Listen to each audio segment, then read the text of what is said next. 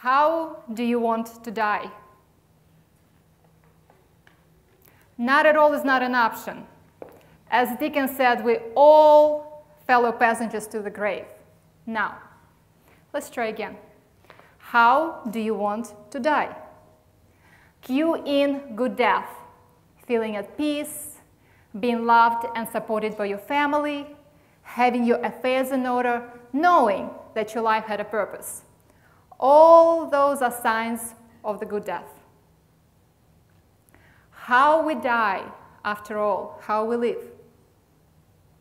There is a growing movement that wants us to talk openly about death and what it means to die, the good death. In the past 20 to 30 years, we've become a global village. You don't have to stay and you don't have to die in the same place that your parents were. And you can come up with your own traditions and rituals. I want you to embrace death as part of your life. Life white, black death, very strategic. And I want you to face down your fears, be it your own death, death of your loved one, corpses, body decomposition, pain of dying, grief, or all of the above. You can do it. I am going to be your guide on this good death journey. I want all of you to be knowledgeable and empowered about your choices and options as it comes to your body when you die. Not pass away, you die.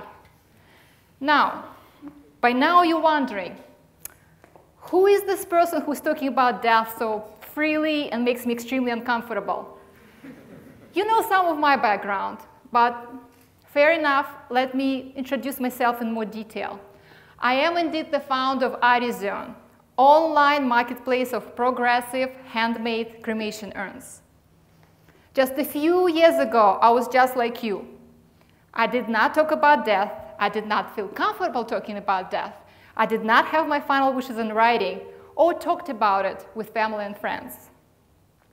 Thanks to Irina, I'm a good death advocate and everything that comes with it, which is death cafes, death salons, death midwives, green burials, home funerals, meaningful end-of-life care, and the choice, if you're faced with a terminal condition, to die the way you want to die and when you want to die.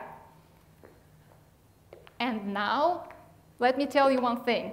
I talk about death. It doesn't mean that I'm not a happy person.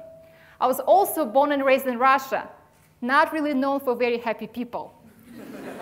However, I am an optimist by nature, and I love life and social media. Now, let's begin our journey. We start our journey with Caitlin Doherty. She's an LA-based mortician. She's also the founder of the Order of the Good Death. It is real. It is a group of practitioners, artists, and academics, and they want us to talk openly about death. In addition to that, she's a brilliant writer. Her book, Smoke Gets in Your Eyes, and Other Tales from the Crematory is a New York Times bestseller. Get that, writing about death, you're on bestseller list. Just to give you a taste of what the book is about, let me share the first sentence of it. A girl always remembers the first corpse she shaves. She takes us to places you didn't even know you wanted to go. I was lucky enough to meet Caitlin on her book tour. She came to Chicago last October on Halloween out of all the days. And I can say she's as delightful and charismatic in person as she is online. In addition to all that, she's also host of a very popular YouTube series called Ask a Mortician. In it, as you can see, those are all the episodes from it. She talks on a wild variety of topics, like how do I talk to my parents about their death, about their final wishes if they really don't want to talk about it? Or, are those really my mom's ashes? How do I know for sure? Or, What's up with necrophilia? Is it really such a thing? In addition to all that, she uses great props like mummified beds and antique lobotomy tools. And she brings in guests like a drag queen eating pizza and talking about death. Caitlin doesn't make light of death, but she does make death light. On our second leg of our journey, I want you to introduce to Caleb Wild, a guy in his early 30s who is the sixth generation funeral director. In his blog, Confessions of a Funeral Director, he shares insightful observations and musings about events that happen in all our lives, in our popular culture, and also about his own life as a funeral director, the ups and downs, also a life of a father, husband, son, and grandson.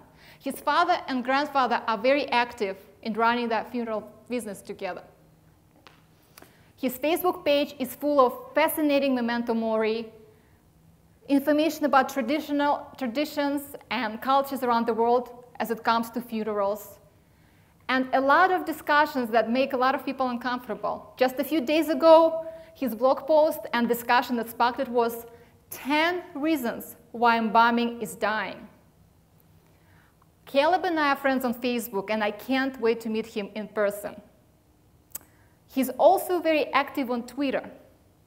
He created quite a stir by tweeting the following: "As the mortician, I tie shoelaces of the dead.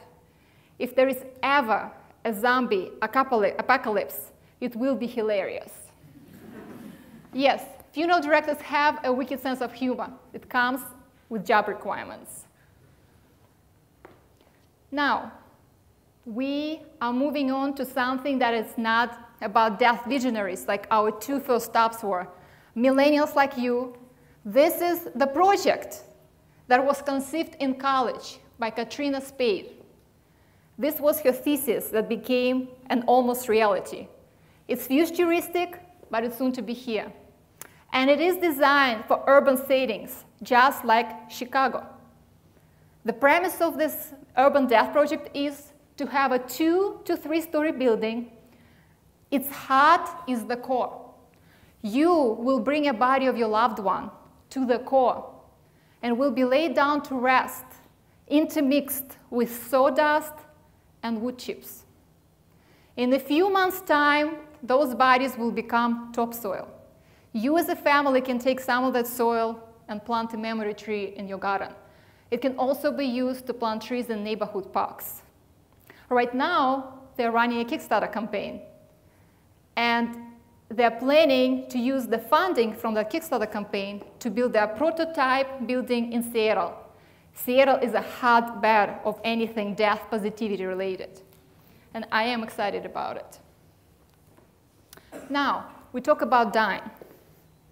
And we're going back to our first question that I've asked. How do you want to die? Overall, we oversimplify dying. We imagine usually roughly 2 scenarios. On one end, being in bed, at home, friends, family around you, birds chirping, all good, very peaceful. On the other end, you're wired and tubed in every way possible in an intensive care unit. You're in pain, you're in agony, you just want to be done with it. There are many shades of gray in between. In our case, 16 shades of gray, not 50.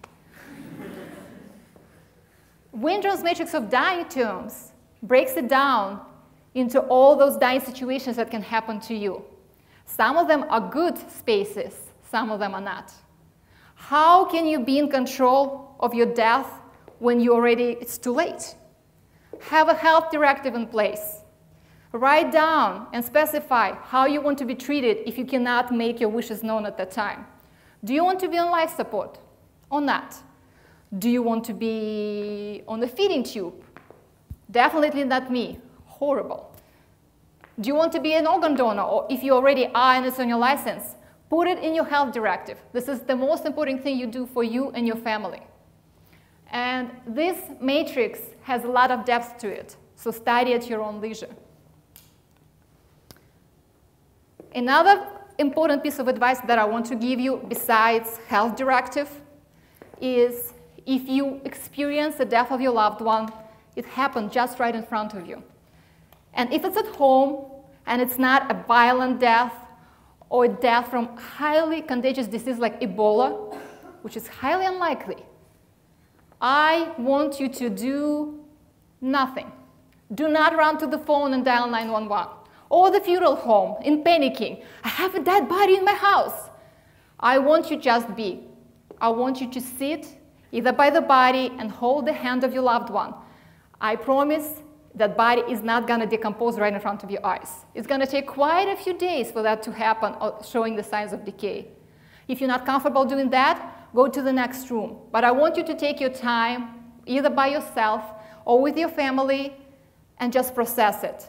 You are starting your grief journey. You don't want to be rushed, out of control, or feeling powerless. You want to sit and think about it and be at peace. Then, when you are ready, you can make those calls that you need to make. This is one of the options that a lot of people are considering and doing more. Home funerals is exactly what it implies. They take care of the body. And it can be in a wide spectrum of things. It can be from totally hands-on, do-it-yourself, from washing the body, raping the body, burying the body, to bringing the death midwife, who is a wonderful guide on this journey, who will tell you and help you how it can be done, to involving a funeral director who is receptive to that idea and work with you. Again, you are in control, and it is perfectly legal. You can do what you want in the comfort of your own home, so you don't have to worry that you're doing something that's breaking the law. And that brings us to green burials. As you can see, there's a series of pictures that show them. It starts with a biodegradable either casket made of wicker or paper. It can be in a shroud. Think the final episode of 6 Feet Under. If you didn't see it, it can also be a blanket, a favorite blanket.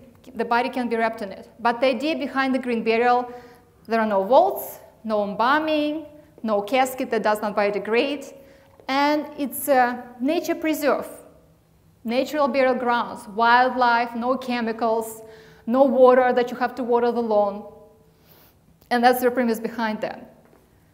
Again, more and more people are doing that because they feel that they want to come back to the earth and complete the life cycle. If that's what you want to do, you can easily Google and find providers in your area that can help you with that. This is my area of expertise, cremation urns, specifically handmade cremation urns. As you can see on this picture, urns don't have to look like urns with the lid, the vase with the lid. No. This is a copper urn made in New Orleans. This is a wooden chest urn made in Wisconsin. This is one of the kind urn, and it's actually a collaboration of two artisans, the glass maker and the wood maker. Ceramic urn, raku-style urn can never be replicated, and wooden urn made of cherry. This is just a small sample of what the urns can be. They can also come in different sizes. This is an urn. It's called urn jewelry. You can put a tiny amount of ashes in it, and you can carry it. You can even fuse ashes with glass, and it becomes glass jewelry. It can be a keepsake urn. It can be individual size urn. It can either be a companion urn that can house ashes of 2 or more people. To give you a primer about the sizing of the urns, here is my visual, and do not freak out on me. Those are not ashes, it's just a quart of sand. This is 2 cups, and 2 cups roughly translate to 30 cubic inches. 1 pound of weight prior to cremation equals to 1 cubic inch. So if you have a pet that weighs about 30 pounds, at the end, that would be the volume. And you can buy an urn that's 30 cubic inches or more. So it's 1-to-1 ratio, very easy to remember. I am assigning you some homework, so you are continuing this journey on your own. This is not the end. Those are the things I want you to do. I want you to find out and look it up what promesa is. Number 2, I want you to find the images and the story behind mushroom burial suit. And 3, and most importantly, I want you to start your discussion talking to your family and friends about your final wishes and putting them in writing. And hopefully, you talking about it comfortably and frankly about it will start the chain reaction in your circle of friends and family, where they will start doing the same. And when somebody dies, you'll know exactly what they wanted to be done with their body. As for me, I want to be cremated. I want my ashes scattered in some places that are special to me. Small amount of them retained by my family and friends and kept in a variety of urns or urn jewelry. If you have any questions or you're a bit freaked out by now and you want to express some concerns about something and something, feel free to tweet me at Arizon or send me a message on Facebook at Arizon Facebook page. And I hope that this talk liberated you to some extent and made you more comfortable with the concept of death, specifically the good death. Thank you.